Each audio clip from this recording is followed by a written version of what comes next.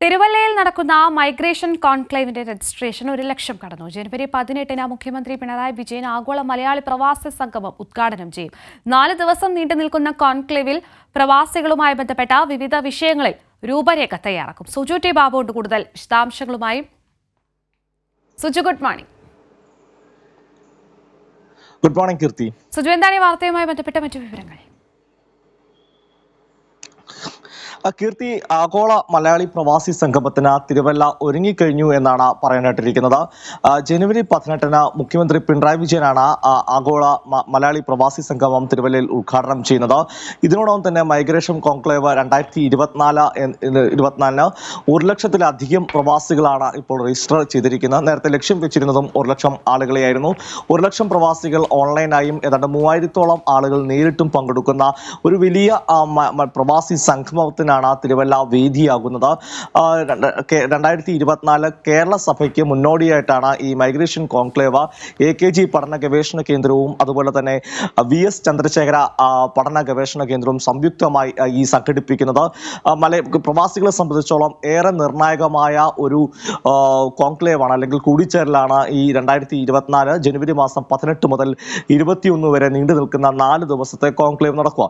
ഇന്നലെ തന്നെ മുൻ ധനമന്ത്രിയും AKG പഠന ഗവേഷണ കേന്ദ്രത്തിന്റെ ഭാരവാഹി കൂടിയായിരിക്കുന്ന അല്ലെങ്കിൽ ഈ കോൺക്ലേവിന്റെ കൺവീനർ കൂടിയായിരിക്കുന്ന തോമസ് ഐസക് കാര്യം വ്യക്തമാക്കിയിരുന്നു. പ്രധാനപ്പെട്ട 4 കാര്യങ്ങൾ രൂപരേഖ തയ്യാറാക്കാനും ഈ കോൺക്ലേവ് സഹായകമാവും. ഒന്ന്, പ്രവാസികളെ സംബന്ധിച്ചോളം അവർ വീട്ടിലുള്ള വയോജനങ്ങൾ, അതായത് പലപ്പോഴും നമുക്കറിയാം പ്രവാസികളുടെ മാതാപിതാക്കൾ അവരുടെ സംരക്ഷണം ഉറപ്പുവരുത്തുന്നത് എങ്ങനെയെന്നുള്ള ഒരു രൂപരേഖ. അതുപോലെ നമുക്കറിയാം മലയാളികളായ ഒട്ടനവധി ആളുകൾ വിദേശ സർവകലാശാലയിൽ ജോലി ചെയ്യുന്നുണ്ട്. അത്തരം ആളുകളുടെ അല്ലെങ്കിൽ വിദേശ വിദ്യാഭ്യാസ സ്ഥാപനങ്ങളിലൊക്കെ തന്നെ തൊഴിലെടുക്കുന്നുണ്ട്, മികച്ച വിദ്യാഭ്യാസ സ്ഥാപനങ്ങളിൽ. അവരുടെ ഒരു സേവനം എങ്ങനെ കേരളത്തിലെ വിദ്യാഭ്യാസ സ്ഥാപനങ്ങൾക്ക് അല്ലെങ്കിൽ അവർ പഠിച്ച വിദ്യാഭ്യാസ സ്ഥാപനങ്ങൾക്ക് ഉപയോഗിക്കാം. മാത്രമല്ല പ്രവാസികളുടെ തൊഴിൽ പരമായ കാര്യങ്ങൾ, പലപ്പോഴും ഈ തൊഴിലവസരങ്ങൾ കൃത്യമായി അറിയിക്കുക എന്നുള്ള കാര്യങ്ങൾ, അത്തരം കാര്യങ്ങൾ അതിനുവേണ്ടിയുള്ള പ്രത്യേക രൂപരേഖ. അങ്ങനെ പ്രവാസിയുമായി ബന്ധപ്പെട്ട പ്രധാന മേഖലകളിൽ എങ്ങനെ അവരുടെ സേവനം, അവരുടെ മാനവ വിഭവശേഷി കേരളത്തിന് കൂടി ഉപയോഗിക്കുവാൻ സാധിക്കും, അത് ലോകത്തിന് ഉപയോഗിക്കാൻ സാധിക്കുന്ന ഏത് തരത്തിലെന്നുള്ള കാര്യത്തിലുള്ള വിവിധ വിഷയങ്ങളിലുള്ള ചർച്ചകൾ മന്ത്രിമാർ ഉൾപ്പെടെയുള്ളവർ നേതൃത്വം നൽകുന്ന ചർച്ചകളുണ്ടാകും. ഉന്നത വിദ്യാഭ്യാസ വകുപ്പ് മന്ത്രി ആർ ബിന്ദു, ആരോഗ്യ വകുപ്പ് മന്ത്രി വീണ ജോർജ്, തദ്ദേശ സ്വയംഭരണ വകുപ്പ് മന്ത്രി MP രാജേഷ് ഉൾപ്പെടെയുള്ള മന്ത്രിമാർ നേരിട്ടും മറ്റുള്ളവർ ഓൺലൈനായും പങ്കെടുക്കും.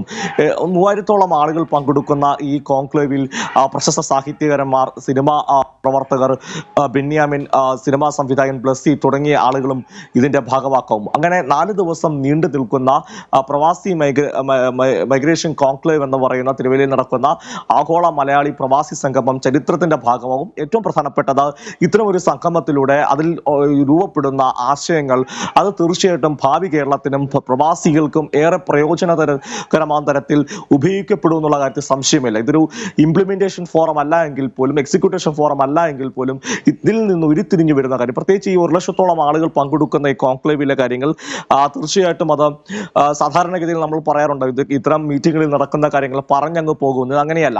പകരം ഇത് കൃത്യമായി വെബ്സൈറ്റിൽ ഈ പറയുന്ന ഇപ്പം മൈഗ്രേഷൻ കോൺക്ലേവിന്റെ വെബ്സൈറ്റിൽ അതിൽ അഭിപ്രായം രേഖപ്പെടുത്തുന്ന ഓരോരുത്തരുടെയും അഭിപ്രായം അവിടെ ഉണ്ടാകും.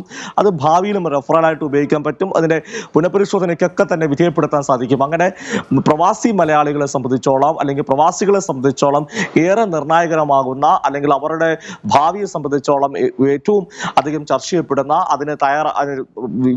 വിവിധ വിഷയങ്ങളുമായി ബന്ധപ്പെട്ട രൂപരേഖകൾ ഒക്കെ ഉണ്ടാകുന്ന ഒരു പ്രവാസി മലയാളി സംഗമത്തിനായിരിക്കും തിരുവല്ല ജനുവരി 18-ന് വേദിയാകുക. കീർത്തി. ശരി, സുജുവാണ് കൂടുതൽ വിവരങ്ങൾ നൽകിയത്.